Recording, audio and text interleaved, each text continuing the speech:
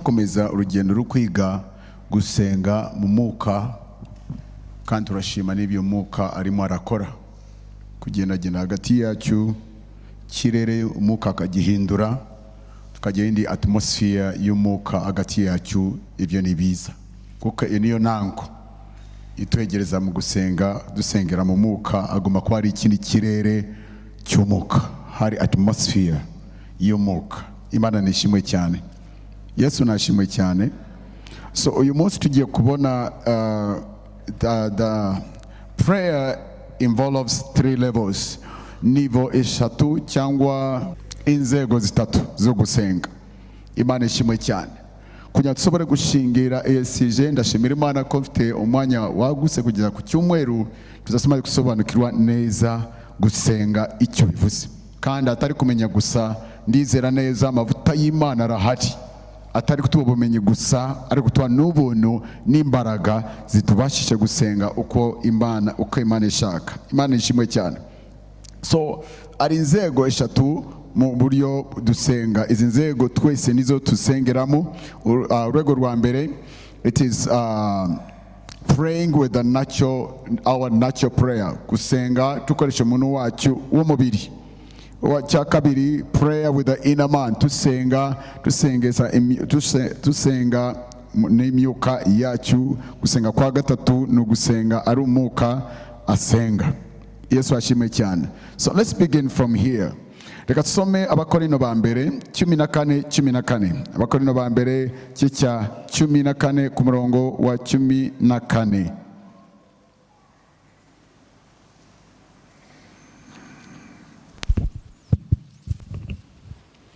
Abakorinto ba mbere 14:14. Aravuga ngo iyo nsenga mu rurimi rutamenyekana, umwuka wanjye urasenga. Iyo nsenga mu rurimi rutamenyekana, umwuka wanjye agira gute? Arasenga. Arasenga. Vuga umwuka wanjye. Umwuka wanjye arasenga. Good. Ariko ubwo bwenge bwanjye ntibugira icyo bwungura abandi. Nuko noneho ngire nte, nzaza nsengesha umwuka wanjye, nzajya nsengesha umwuka wanjye, ariko kandi nzaza nsengesha n'ubwenge. Ariko kandi nzajya nsengesha n'ubwenge. Imana nishimwe cyane. Reka tusome undi murongo, Abakorinto ba kabiri 4:16. 4:16 mu Bakorinto ba kabiri.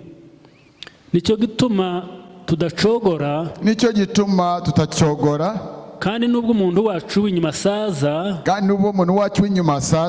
umuntu wacu w'imbere ahora ahinduka mushya uko bukeye. Umuntu wacu w'imbere ahora ahinduka mushya uko bukeye. Dukomeze.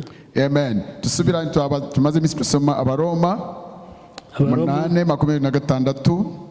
Abaroma 8:8 ku murongo wa 26.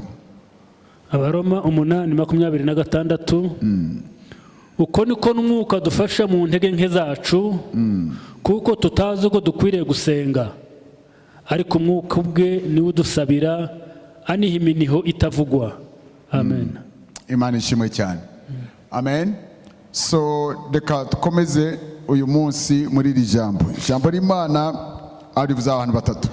Ahambere aravuze ati umwuka wera adusengera aniha iminiho itavuga. So mu basenga, uwa mbere usenga n'umwuka, bw'umwuka wera. Uyu nguyu bavuga mu gice cy'umunani, si umwuka wanjye, n'umwuka wera, n'umwuka w'Imana. Umwuka w'Imana aradusabira, atwingingira n'iminiho tutashobora kuvuga. So mu ba mbere basenga mfite umwuka wera. Wa kabiri n'uba twamaze iminsi bavuga, wa kabiri n'umwuka wanjye, umwuka wawe.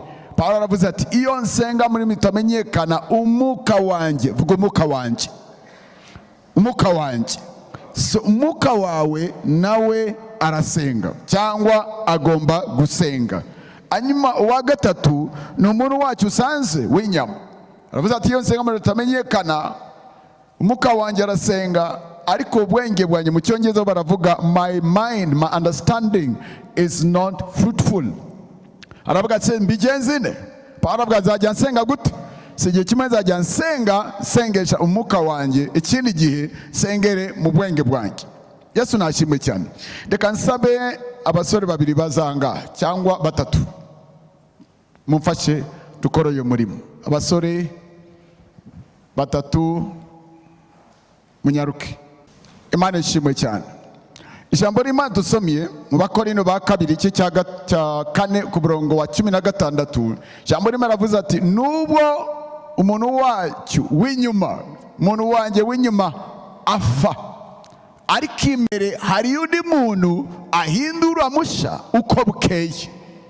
Vuga amen. So umuntu n'umwuka afite ubugingo yamba atuye mu mubiri. Imana ishimwe cyane. Numva aho turahasi sinzatinda cyane, so nshaka kwiga ariko icyo nzumva ko twese turabizi umuntu wese urumuka utuye mu mubiri ufite ubugingo.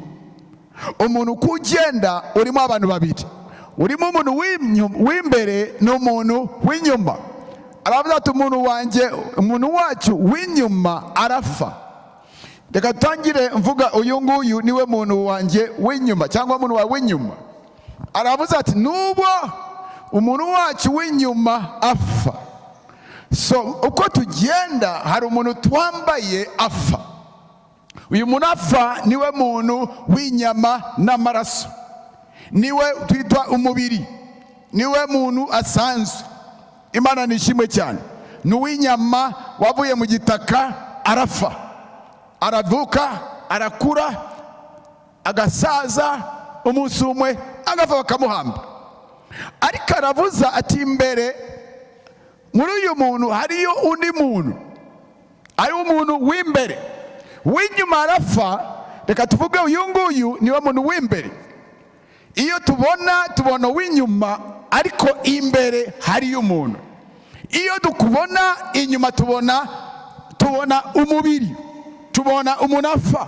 Yita umuntu w'inyuma, yita umuntu w'inyama n'amaraso, abaho igihe gito, umunsi umwe arafa. Ariko imbere muri uyu hariyo undi muntu yitwa umwuka. Vuga ati umwuka. Mu by'ukuri umuntu nyamuntu suyu, umuntu nyawe n'uyu nguyu, umuntu n'umwuka. Uyu mubiri witwa inzu. Mu Bakorinto ba kabiri yitwa ihema. Vuga ati amina. One Bibiliya ivuga ati muzi ko imibiri yanyu n'urusengero rw'Uwiteka, ni inzu y'Uwiteka. Umubiri ubusanzwe we wagomba kuba inzu. Imana irema umuntu muri Genesis umukurema ku munsi wa mbere cya Genesis itangiye cya mbere murongo wa 26. Jambo rimara avuga ati Imana avuga reka tureme umuntu mu ishusho yacu ase uko dusa. Murongo wa 27 ati nuko Imana irema umuntu umugore n'umugabo ibarema basa n'Imana. Hanyuma mu gice cya kabiri jambo rimara avuga ati Imana iraza ifata igitaka ati bumbamo umuntu. Imaze kumubumba imuhumekeramo umwuka, uwo muntu aba muzima. Tubone ibintu bibiri. Mu gice cya mbere ijambo rimara avuze Imana yaremye kera umugabo n'umugore bombi ibaremye ishusho yayo. 28 ibahaye n'umugisha, mugende muvyare mwororoke mutegeke byose. Ariko mu gice cya kabiri ati Imana irimo irafashe igitaka. Ese bya bindi yakoze mu gice cya mbere murongo wa 26 byagiye hehe? Ko murongo wa 27 cya mbere Bibiliya avuga ati Imana irema umugore n'umugabo bose basa n'Imana. Imana ibaha umugisha, irababwira mugende mutegeke ibintu byose ibya mu isi, ku isi no mu kirere cyose mubitegeke. Mu gice cya kabiri ati Imana irimo ifata icyondo. Ese Imana mwekora iki? Yesu nashimwe cyane. Ko wa mbere yavuze reka umuntu abeho, iramurema. Icyo yakoraga wa muntu yaremye mu shusho yayo, mu shusho y'umwuka, mu shusho y'ubumana, mu shusho ihoraho, mu shusho y'Imana idafa, asa n'Imana idafa. Mu gice cya mbere yaje ku isi imubakira inzu agomba kugira gute? agomba kuba ku isi, kuko yaragiye kuba ku isi ifatika igaragara y'inyama n'amaraso n'ibintu bifatika.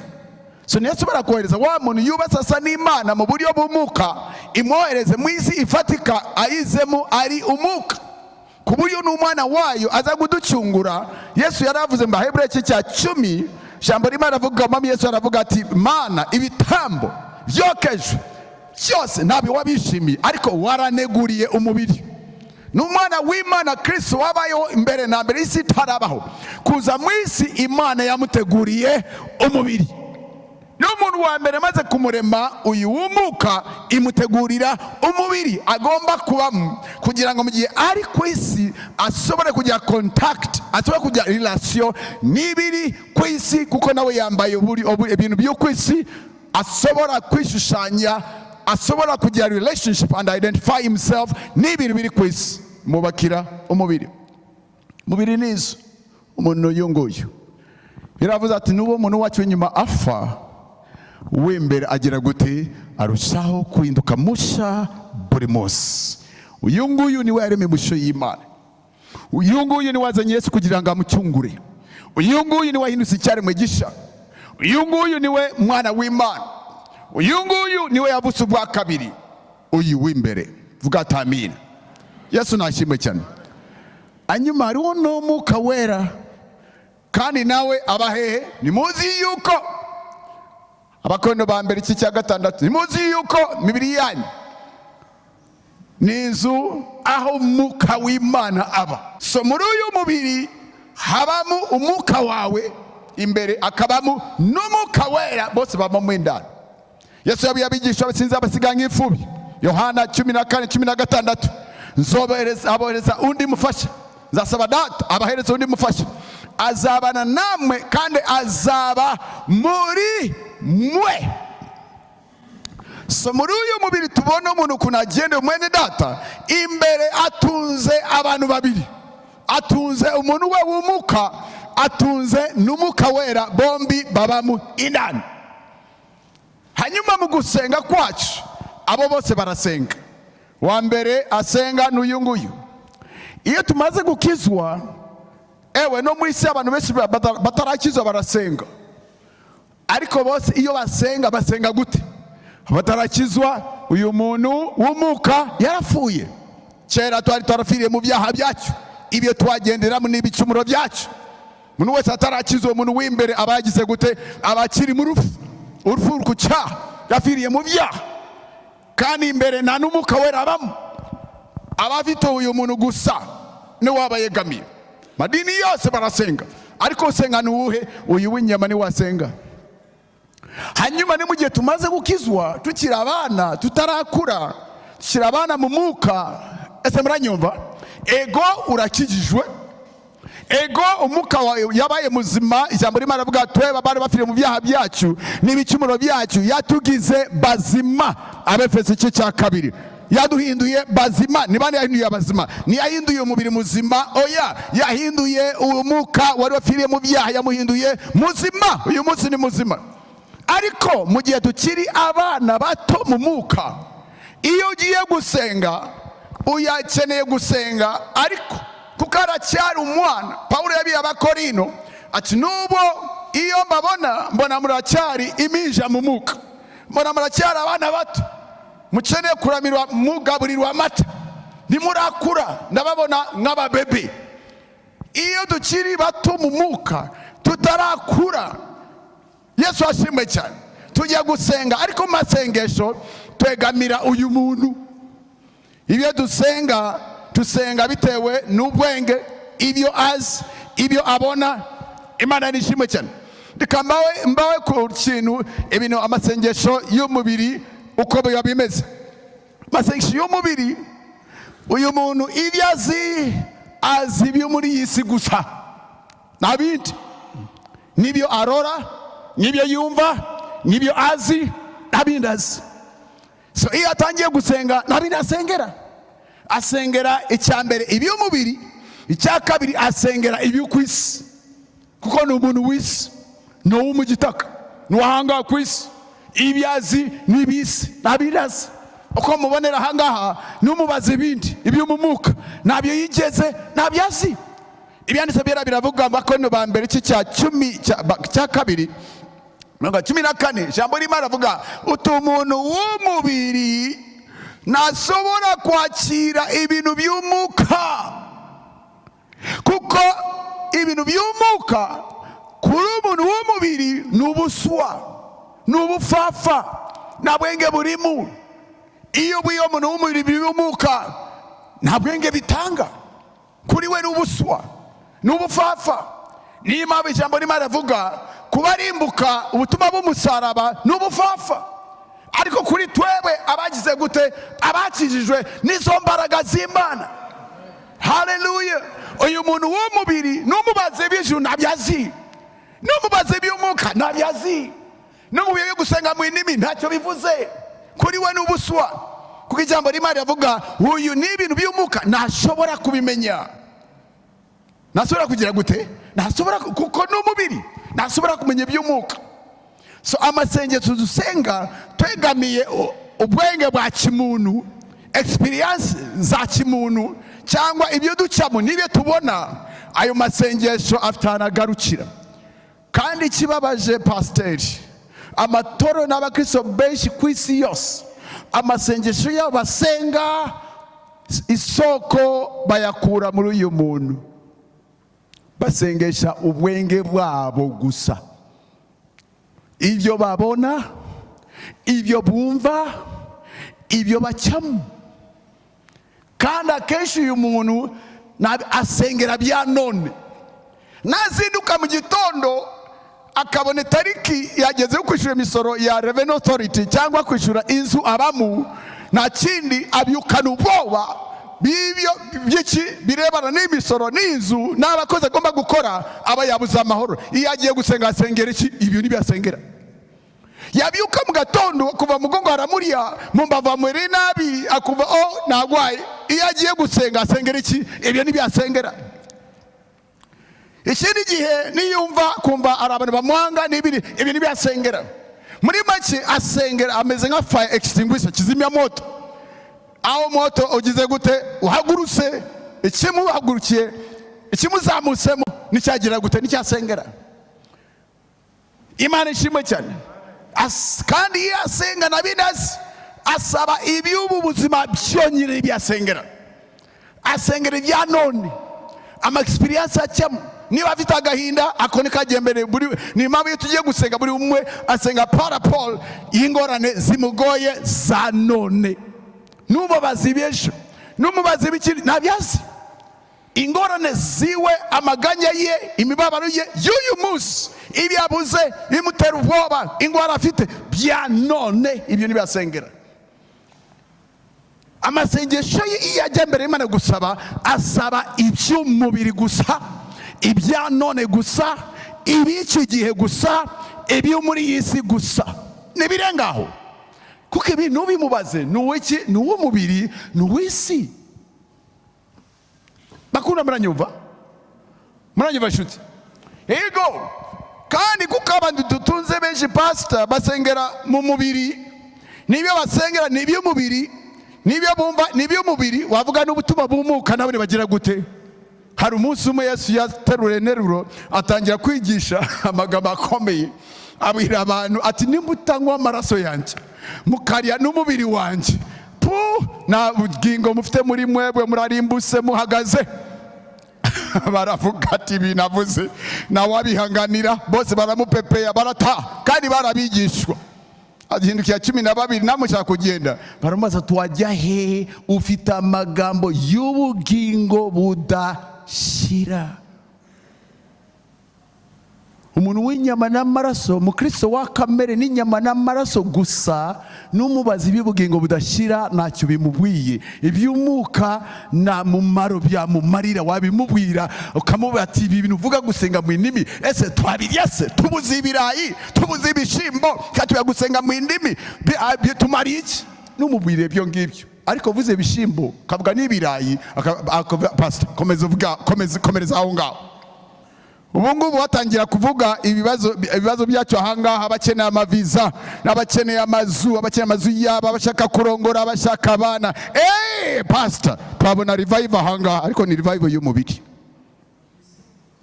Ni revival iki? Kuko tuvuze ibyo mubiri ugira gute, ibyo mubiri wumva.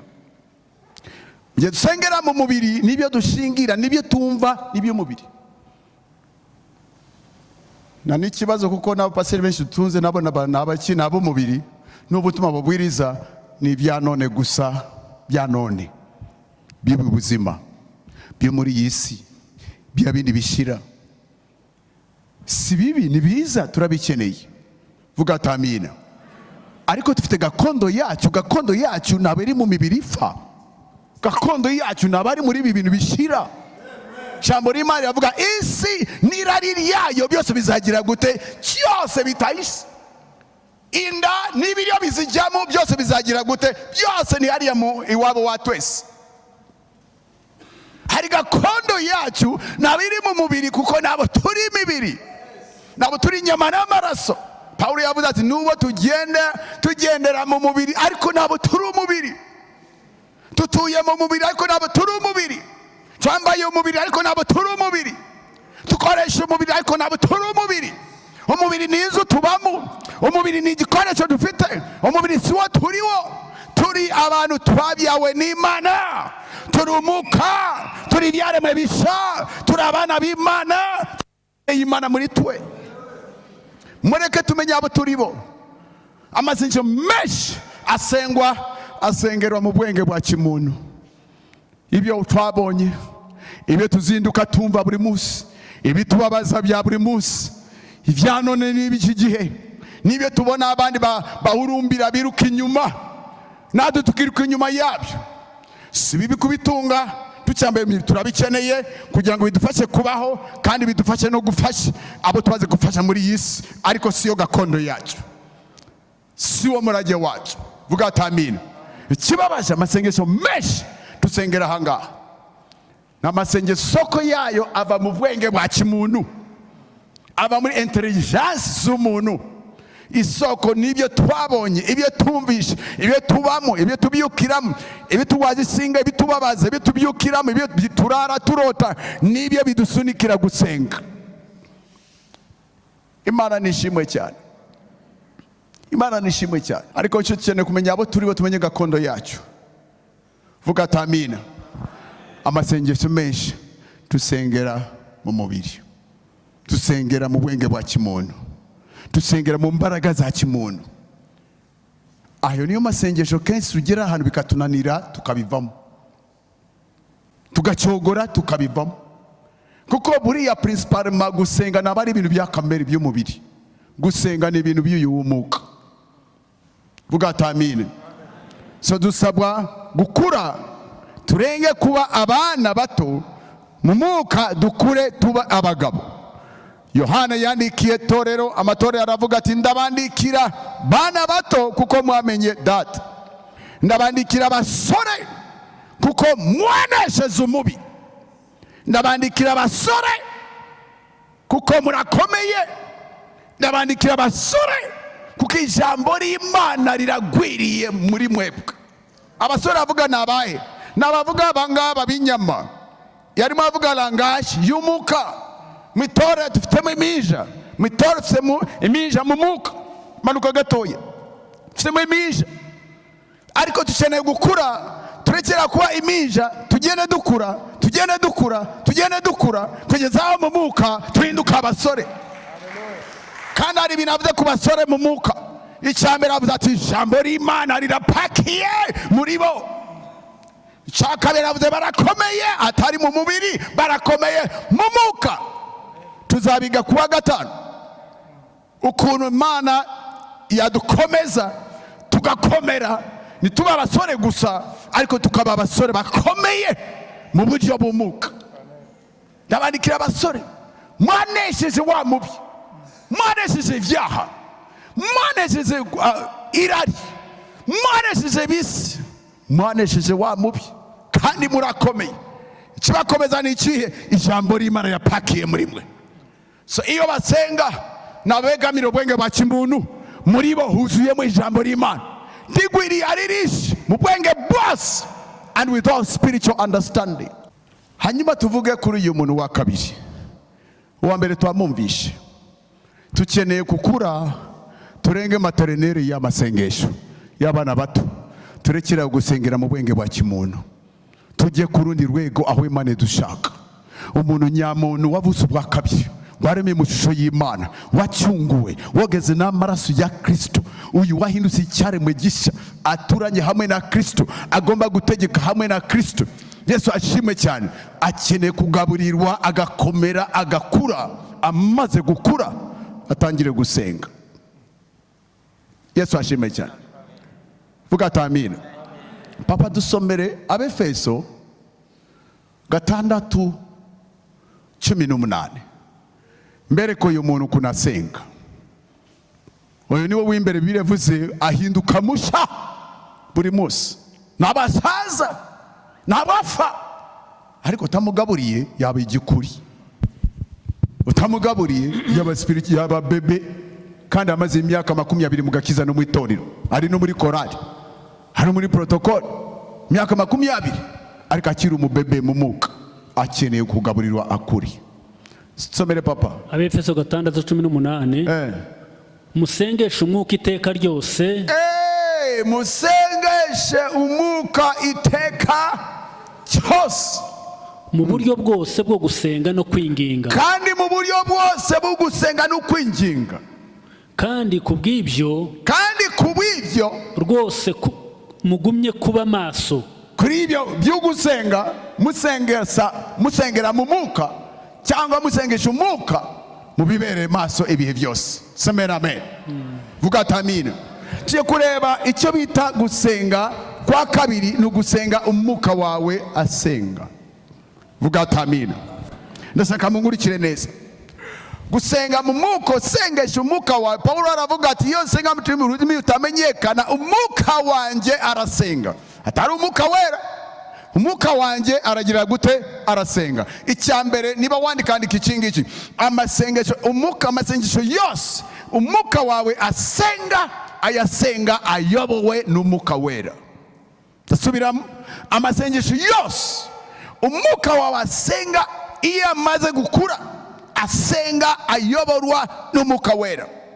Jambo rimwe aravuga ku munsi wa Pentekote, itorero bamaze kuzuza umwuka wera, jambo rimwe aravuga ati bose bavuga mu indimisha uko umwuka yabahaye kuzivuga.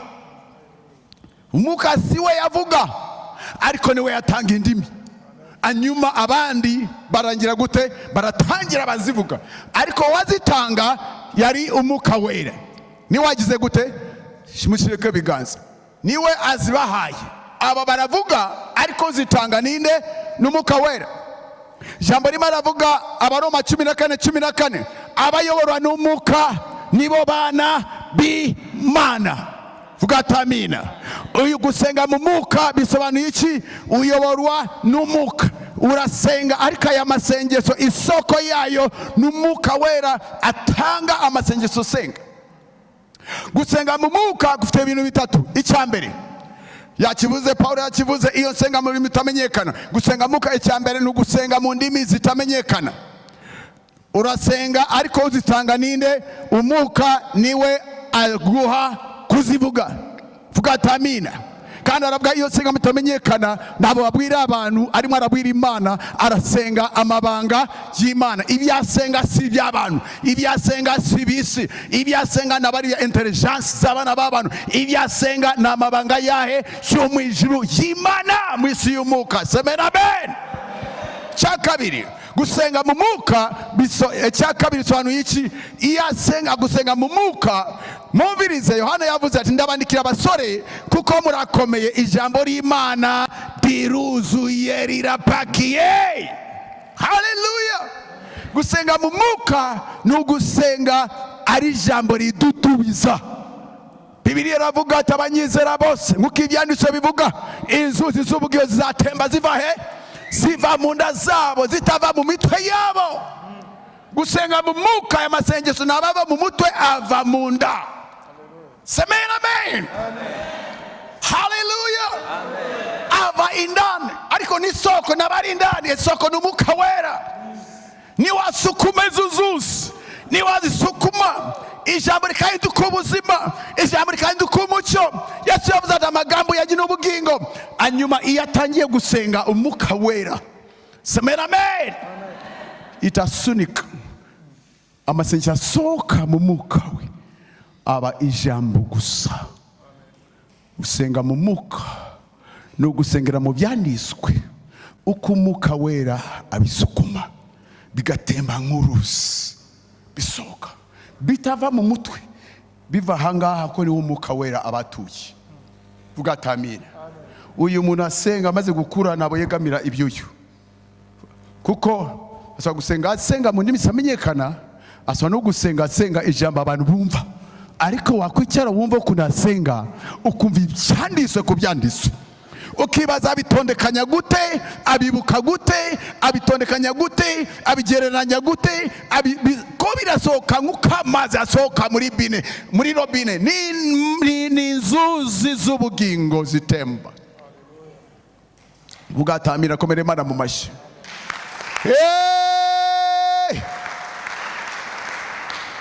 Kuko ijambo ry'Imana ryatuye muri mwe. Ijambo rimaze kuba rishi, rihinduka umucyo, rihinduka ubuzima. Wabumbura akanwa gusenga, rigahinduka nka robine. Ibyanditswe bigasohoka, ibyanditswe bigatemba, ibyanditswe bigasohoka, ibyanditswe bigasohoka. Umwuka Wera ari wabisunika. Gusengera, dusengera mu ijambo n'uburyo bwo gusengera mu mwuka. Icya gatatu, gusenga ikiranga gusengera mu mwuka no gusengera mu mbaraga z'Umwuka Wera. Ndabandikira abasore kuko murakomeye. Gukomera kw'iki ni imbaraga no gukomera ziba ku Mana. Ijambo rimara avuga mu Efeso 6:10. Ijambo rimara avuga ati be strong in the Lord and in the power of his might. Nimukomerere mu mwami wacu kandi mukomere mu mbaraga z'ubushobozi bwe nyinshi. Abavuga ati barakomeye, bakomeye gute? Bakomereye mu mwami wacu, bakomere mu mbaraga ze z'ubushobozi nyinshi. Iyo asenga aba yuzuye imbaraga ziva mu ijuru, za mbaraga zihoraho, za mbaraga z'umwuka, za mbaraga z'Imana ziba zimuzuye. Wamusanga arimo asenga wavuga ati iyo ni groupe electrogene, niki kiri mu gitogo tangaha. Vuga ati amina. Hari imbaraga, arakomeye, akomeye mu mwami, akomere mu mbaraga z'ubushobozi bw'Imana, za mbaraga zishobora byose, za mbaraga zazuye Kristo, za mbaraga Bibiliya ivuga ati nuko ibasha gukora ibirenze ibyo twibwira n'ibyo twasaba, ikurikiza imbaraga zidukoreramo. Tukeneye gusenga atari kamere dusengesha. Hari izindi mbaraga z'Imana arizo zidusunika. Semena amen. Uko niko gusenga mu mwuka. Gusenga mu ndimi zitamenyekana, ariko biravuga ati ibyo dusenga tutumva bitamenyekana ni amabanga yo mu ijuru, ni amabanga y'Imana. Bya bindi biravuga amaso atarigeze abona iyo dusenga mu ndimi niyo tuba dusengeramo. Bya bindi amatwi atigeze yumva dusenga mu ndimi niyo dusengeramo. Vuga ati amina. Dusengera ibyo tutazi, dusengera abo tutazi, ariko dusengeramo azi byose, aba hose. Usunika y'amasengesho abazi impamvu. Wa Mwuka Wera asunika indimi abazi amabanga y'Imana. Wa Mwuka Wera asunika za ndimi abazi imigambi y'Imana. Yaba hafi, yaba mu myaka 10, imyaka 50 n'ahandi hose, ababizi kuko ni Alpha na Omega. Wari uzi ko wagusengesha uyu munsi mu ndimi usengera ibintu bizakuba ko imyaka 30. Wari uzi ko ushobora kugenda gusengera mu ndimi usengera ubuzima bwawe kuva uyu munsi kujya ku myaka 50. Vuga ati amina. Kuko ni Alpha na Omega. Azi byose, arondora imitima yacu, akayimenya mbere n'inyuma, akamenya ibitugora, akamenya aho tugomba kuba, akamenya uwo ugomba kuba. Ibyo nabituzi. So iyo dusenga, adusengesha mu ibyo dutazi, mu ibyo dutabona, nyamara ari by'Imana yateguriye ubuzima bwacu. Semena amen. Tukasengera abo dutazi, tukasengera abo dutazi, yakujyana mu ndimi gusenga ko umuntu urimo usengera ari mu Bushinwa, yakujyana mu ndimi gusenga ko umuntu urimo usengera agiye kwiyahura ari mu Bufaransa. Ntabyuzi wewe, ariko uba hose, uzi byose, ushobora byose. Vuga ati amina. Wa wundi usengera abera nko mukashaka niwe asunika aya masengesho mu buzima bwawe, tukarengera ubuzima bwa none, tukagira n'ibyo tubona bya none. Aho niho utangira no gusenga bya bindi tutazi by'ubuzima bwacu. Vuga ati amina. Komere Imana mu mashi.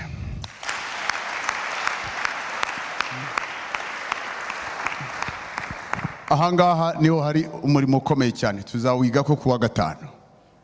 Wakomera gute ukaba umukristo ukomeye atari mu mubiri, ukomeye mu mwuka, kugira ngo utangire gusenga mu mwuka.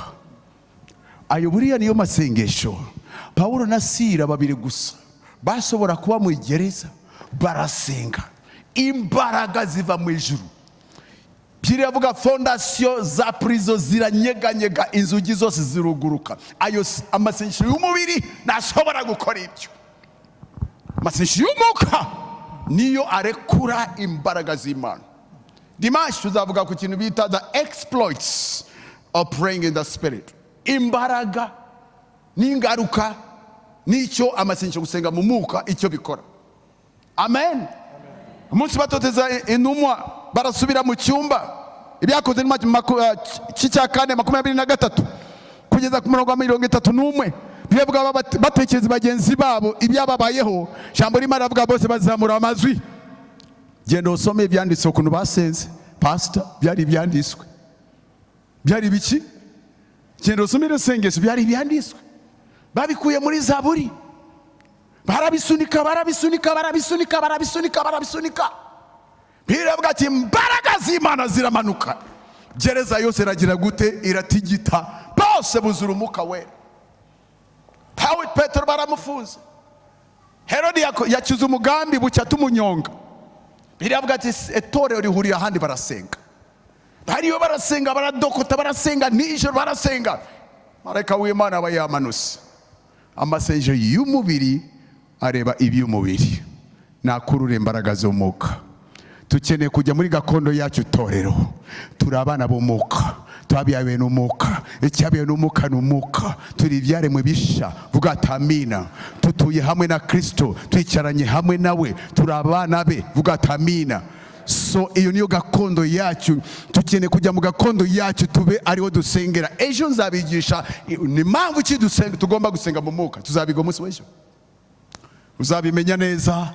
Umenye ko ati ngomba kwimuka gose, ngomba gukura nimuke mve mu bana mbe uwo Imana ishakomba mu mwuka. Vuga ati amina.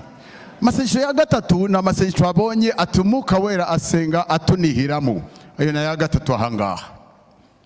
Asenga agira gute? Atunihiramo. Araho dusenga. In fact twese niyo twatangiye tutabisukira abana. Ariko iyo twita ku buzima bwacu gukura, tugakunda iby'umwuka, tugakunda iby'Imana, tugakunda ijambo, tugakunda guterana, tugakunda gukura, tugenda buhoro dukura. Tukava tukajya ahangaha. Vuga ati amina. Hariya narahabaye imyaka myinshi. Ibyo mvuga ndabisi, mvuge binasome mu bitabo. Narahabaye imyaka myinshi. Ariko uyu munsi sinakubwira itandukaniro riri hagati yo gusengera mu mubiri, mu bwenge bwa kimuntu. Amasengesho ava mu mutwe no gusenga isengesho muka wanjye. Sinsobora kuvuga itandukaniro. Binafauti kabisa. Binafauti, biratandukanye. Naho bisa. Gusengesha ari umuka wawe asenga. Hanyuma araho bigera amasengesho akarenga n'ibyo uyu muntu yasobora kuvuga. Araho bigera yewe chef generali, Yesu ashime cyane, nyiri bwite, wa wundi uzi byose, ashobora byose. Araho bigera akabona birenze n'umuka wawe, niwe akeneye kubifatiramo ubwe bwite, nawe agasenga. Vuga ati amina. Aya masengesho nayo yasenga abo bose ibuka ko basenga bari indani muri uyu. n'umwuka wera nawe asengera he? Ari indani. Turi inzu z'umwuka wera, aba muri twe, niwe adusengeramo.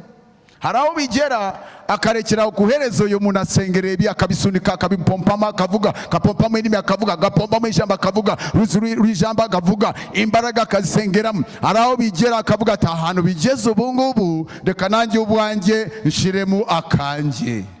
Komera Imana mu mashyi.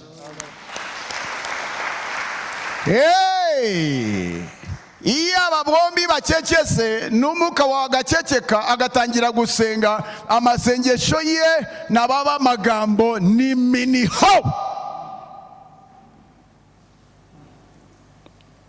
Biravuga ati miniho, yaba n'umwuka wawe ntasobora kubishyira mu magambo, ni miniho.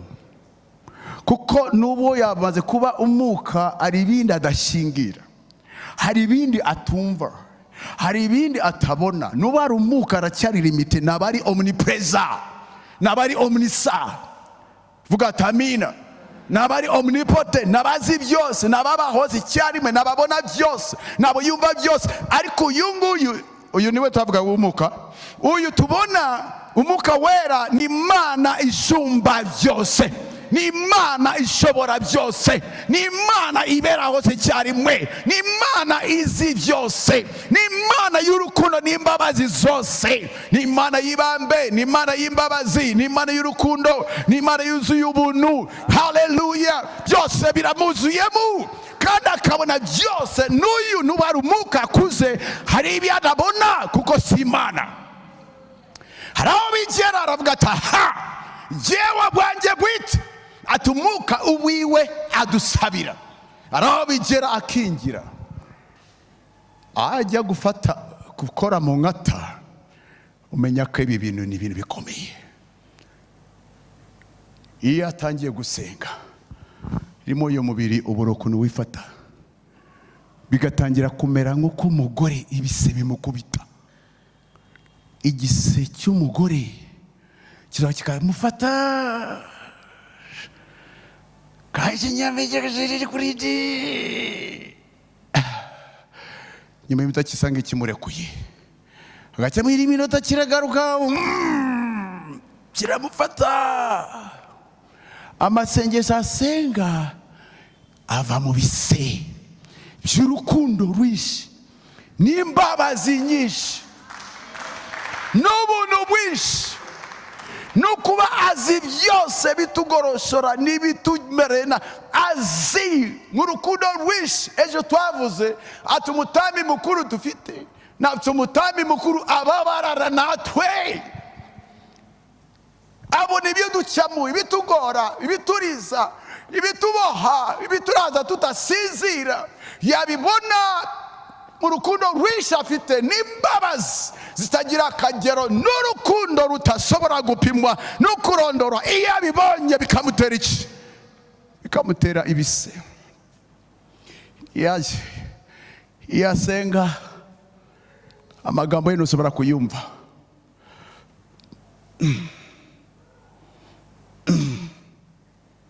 Akaniya amasengesho asenga amanuka nk'ibisi, abatakiri ruharuzi rutembo kavuga mwe robine, oya biza nk'ibise.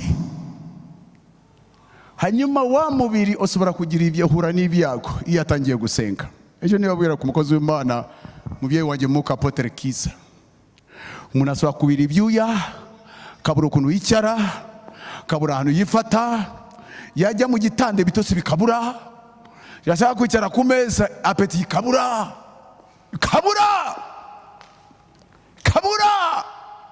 kukara umutwaro udashobora gushyira mu magambo aba afite mu buzima ku buzima bwacu.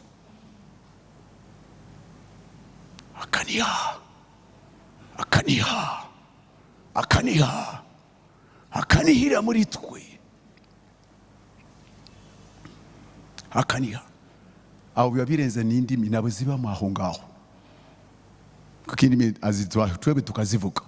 Mu miniho nta n'indimi zibamo, mu miniho nta Kinyarwanda kibayo, kuko miniho aravuze atunihamwe minika amagambo atasubira kugera gute, niwashyira mu magambo yaba y'abamarayika cyaba indimi z'abantu ntajyamo. Ni miniho, n'umutwaro, imbabazi n'urukundo. Yumva ko hari ikigomba kuvuka, akigomba guhinduka, akigomba kubyarwa. Iyo niyo dimension yo hejuru benshi tutazi.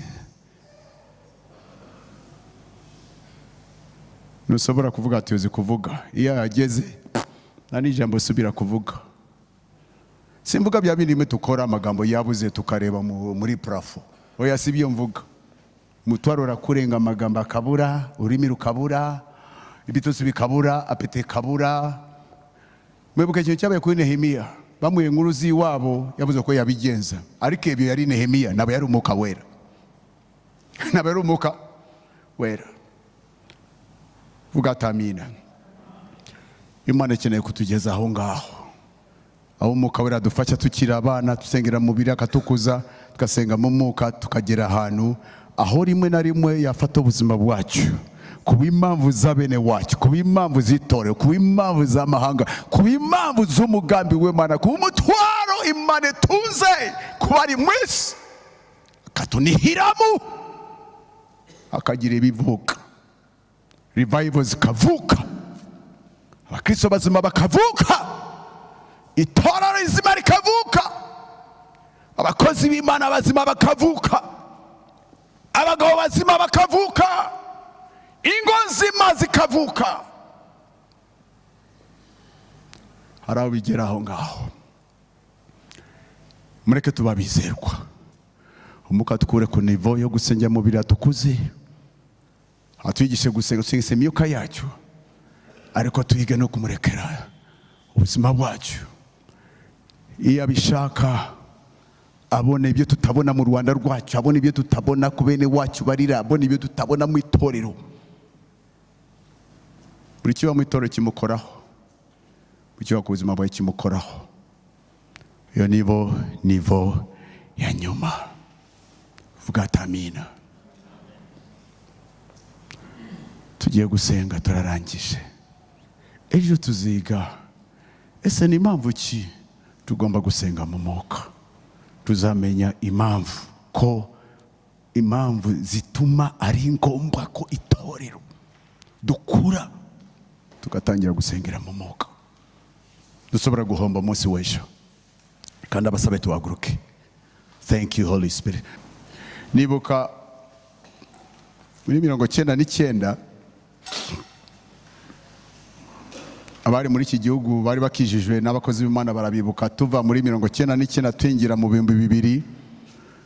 Urwo gihugu cyacu twakiye mu bintu byari bitoroshye, ababizi barabizi. Habaye n'igiterane cyakoze Amahoro Stade, cyarimo abakristo bose, na veye twinjira muri 2000 twari muri stade, na perezida wari perezida icyo gihe yaze muri nuza Makesha, ariko byari bitoroshye twingira mu 2000. Ndibuka tutarinjira muri uwo mwaka, Imana yanshyize umutwaro gusengera igihugu. Najya gusenga, ndasenga, ndiriza, ndasenga, ndarangiza, ndataha. Maze gutaha mu rugo, Imana irambwira ati kazi na bado, kazi ni karagira gute? Wabishingushemo kazi kataragira gute? Kazi ni kararangira, kazi ni kararangira.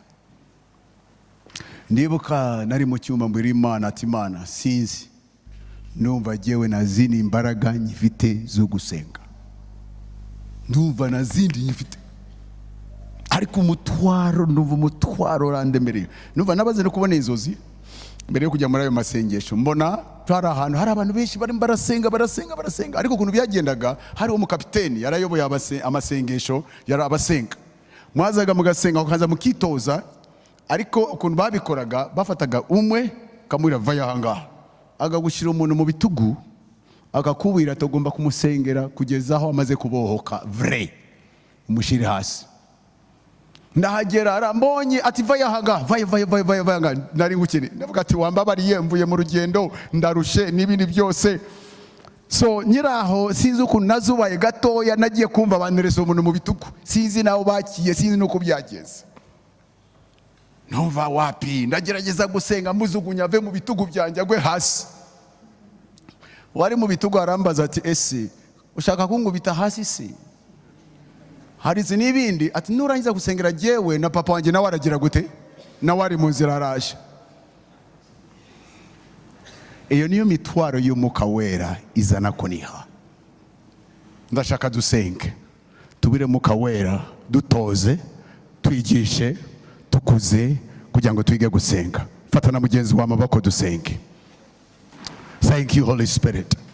Witeka mwabimana mu izina rya Yesu Kristo imbere yawe y'umugoroba. Turakwinginze turasenga turagusaba Mana twigishe gusenga. Tuyobore tukuze tugaburire dukomeze dutoze gusenga. Turekera gusengera mu mubiri mu bwenge bwa kimuntu mu bwenge bw'umubiri. Mana dukuze Mana dukomeze udukuze utuyobore tugaburire utwagure tuzamure utwagure udukomeze mu izina rya Yesu Kristo. Tuzane ku rwego muri gakondo yacu tugarure iwacu mu mwuka. Twigishe gusenga mu mwuka twigishe gusengesha umwuka.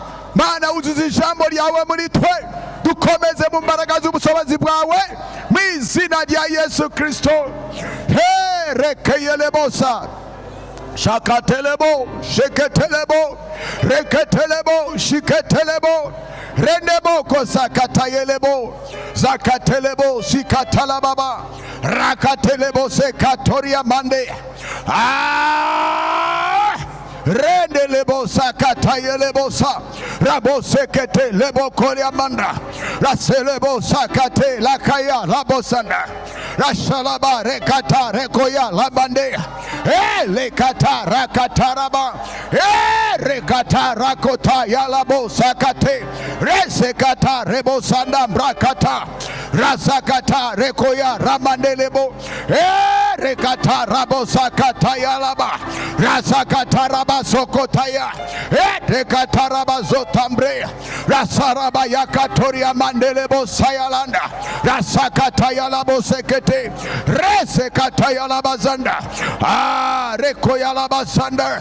Komeza abamama komeza urubiruko komeza imiryango yacu komeza abayobozi bawe mu izina rya Yesu. Dukomeze dukomeze dukomeze dukomeze dukomeze tubake tubake udukomeze tuzuze raseketeleba tuzuze ijambo ryawe tuzuze imbaraga zawe utuzuze ijambo ryawe tuzuze imbaraga zawe tuzuze umwuka wawe reselebo koyalababa rakataraba yakatoria seketelebo zakataya resekataraba zondo rasakatarababa rasanda rekonda rebosete resakatoria makata rasalaba kayelebo sata.